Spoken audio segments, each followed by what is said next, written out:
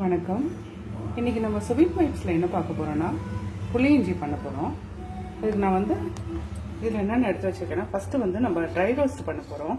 இந்த வெந்தயம், விரலி மஞ்சள், கடுகு, பெருங்காயம், இது கட்டி பெருங்காயம் வச்சுருக்கேன், கல் உப்பு, இதெல்லாம் போட்டு ஒரு ட்ரை ரோஸ்ட் பண்ணிக்கலாம். ஃபஸ்ட்டு இதை நம்ம கடைசியாக இந்த புளி இஞ்சி பண்ணிவிட்டு மேலே அடுப்பெல்லாம் ஆஃப் பண்ணிவிட்டு போடுவோம். அது பொன்னிறமாக ஆனோடனே அரைச்சிடலாம். மையா நல்லா ஃபைன் சாப் பண்ணி இஞ்சி வச்சுருக்கேன், ஓரளவு உரு தெரிகிற மாதிரி. இந்த தட்டில் பார்த்தீங்கன்னா பச்சை மிளகா, அது ஃபைன் சாப் பண்ணி வச்சுருக்கேன், கறி லீவ்ஸ் வச்சுருக்கேன், உப்பு, மஞ்சப்பொடி, இது காஷ்மீரி சில்லி பவுடர் வச்சுருக்கேன், தூள் வெல்லம். இதில் தாளிதம் பண்ணுறதுக்கு கடுகு, மிளகாத்தல், பெருங்காய கட்டி வச்சுருக்கேன், திக்காக புளி தண்ணி கரைச்சி வச்சுருக்கேன். நல்ல ஒரு இந்த சைஸ் நல்ல லெமன் ஒரு நல்ல எலுமிச்சம்பழத்தை விட கொஞ்சம் கூட வச்சு திக்காக புளி தண்ணி கரைச்சி வச்சுருக்கேன்.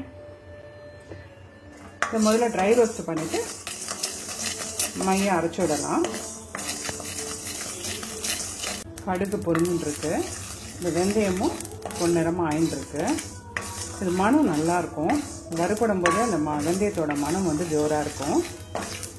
வெந்தயம் நல்லா அதில் பாருங்க பொன்னிறமாக நல்லா வறுத்தாச்சு, அரைச்சின்னு வந்தாச்சு. நல்லா மையம் அரைச்சின்னு வந்துட்டேன். நல்லெண்ணெய் ஊற்றிருக்கேன், அப்போ தாராளமாக ஊற்றிக்கலாம்.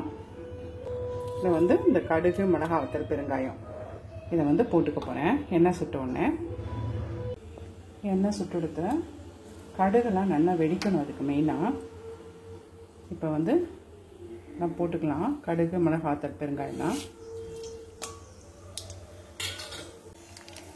கடுகு வெடிச்சுட்டுருக்கு.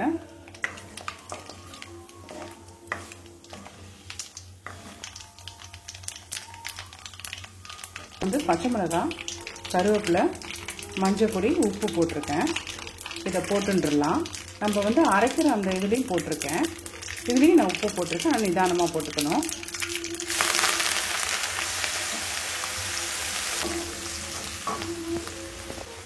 பச்சை மிளகாய் வதங்கலைன்னா ரொம்ப காரம் ஆகிடும். அதெல்லாம் கரெக்டாக நல்லா வதங்கினோடனே பண்ணால் நல்லாயிருக்கும். இப்போ வதங்கியாச்சு. நம்ம சாப் பண்ணி வச்சுருக்கோம் இல்லையா, இந்த இஞ்சியை போட்டுடலாம்.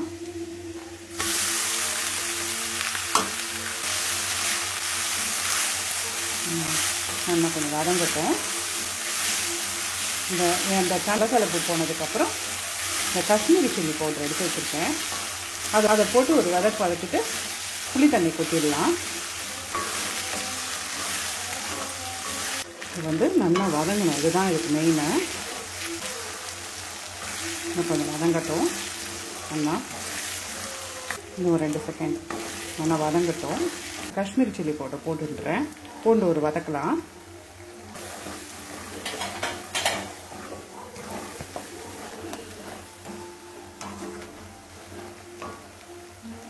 ஸ்டேஜில் நான் புளி தண்ணி ஊற்றிடலாம், சரியாக இருக்கும். நல்லா மண்ணெல்லாம் அரைச்சி வச்சுருக்கேன், ஊற்றிடலாம்.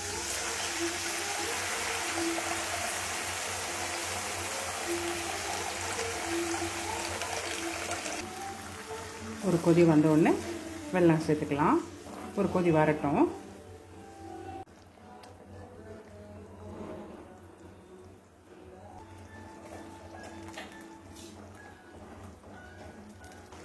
கொதி வர ஆரம்பிச்சிருக்கு. இந்த ஸ்டேஜில் வெல்லம் போட்டுக்கலாம். ஒரு கொதி வரும்.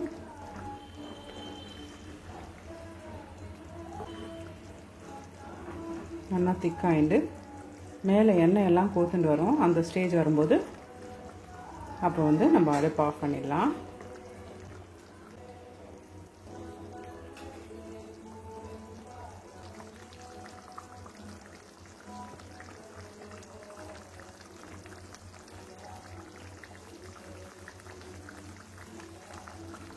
இஞ்சி உடம்புக்கு ரொம்ப நல்லது. நம்ம தயிர் சாதத்துக்கு ரொம்ப நல்லா இருக்கும். எல்லாத்துக்குமே தொட்டுக்கலாம். இட்லி, தோசை, சப்பாத்தி, பொங்கல் எல்லாத்துக்குமே இது ரொம்ப நல்லா இருக்கும் தொட்டுன்னு சாப்பிட்றதுக்கு. இஞ்சி மட்டும் நல்ல இளம் இஞ்சியாக இருக்கணும், குருத்து இஞ்சின்னு சொல்லுவாள். ரொம்ப நார் இல்லாமல் அது நல்ல நிறையா அது இந்த சதை தான் நிறையா இருக்கும் அதில், அதுதான் ரொம்ப நல்லா இருக்கும். இதுக்கு குருத்து இஞ்சின்னு சொல்லுவாள். நல்ல இளம் இஞ்சியாக அப்படி நம்ம அந்த நெகத்தால் அந்த தோலியை அப்படி பண்ணாலே அப்படியே வந்துடும், அவ்வளோ நல்லா இருக்கும். அந்த இஞ்சி ஃப்ரெஷ்ஷாக இருக்கணும் இஞ்சி, அதான் நல்லா இருக்கும். பொடி வர ஆரம்பிச்சிட்டு நல்லா சுண்டின்னு வருது பாருங்க, மேலே எல்லாம் எண்ணெய் எல்லாம் நல்லா கோட்டுன்னு வருது, வாசனையாக இருக்குது. இதோட மனம் அவ்வளோ நல்லா இருக்குது. இப்போ கொதிக்கிற போது நம்ம அந்த மேலே அரைச்சி வச்சுருக்கோம் இல்லையா, அந்த பொடி போட்டோன்னே இன்னும் நல்லா வாசனையாக இருக்கும். ரெடி ஆகிடுச்சு.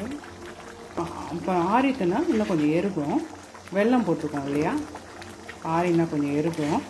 அடுப்பை ஆஃப் பண்ணிட போகிறேன். அடுப்பை ஆஃப் பண்ணிட்டேன். இந்த கொதிச்சுன்னு இருக்கு இல்லையா, இதெல்லாம் கொஞ்சம் அடங்கினோடனே நான் அந்த பொடி போட்டுட்டு ஒரு கலரிட்டு ஆறினோடனே ஜாடியில் எடுத்து வச்சிட போகிறேன்.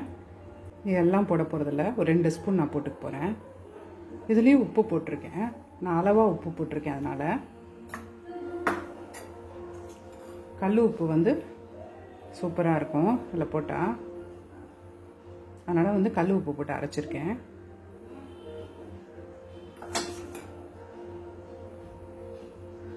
போதும், நல்லா கலந்து விட்டுடலாம்.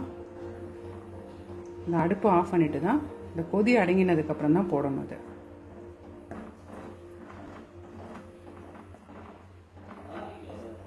ஜோராக ரெடி ஆகிடுது புளி இஞ்சி. மாறினோடனே ஜாடி பாருங்க, நல்லா திக்காக எடுத்து நான் இதை ஊற்றி காமிக்கிறேன் பாருங்க. பதம் இந்த பதத்தில் இருக்கு.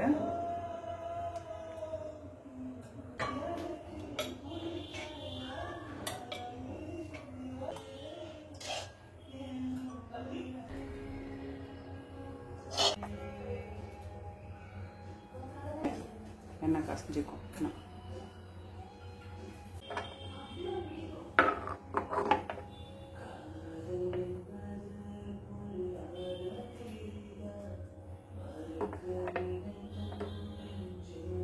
உங்களுக்கு இந்த வீடியோ பிடிச்சிருந்ததுன்னா ஒரு லைக் பண்ணுங்க, ஷேர் பண்ணுங்க, சப்ஸ்கிரைப் பண்ணுங்க, கமெண்ட் பண்ணுங்க.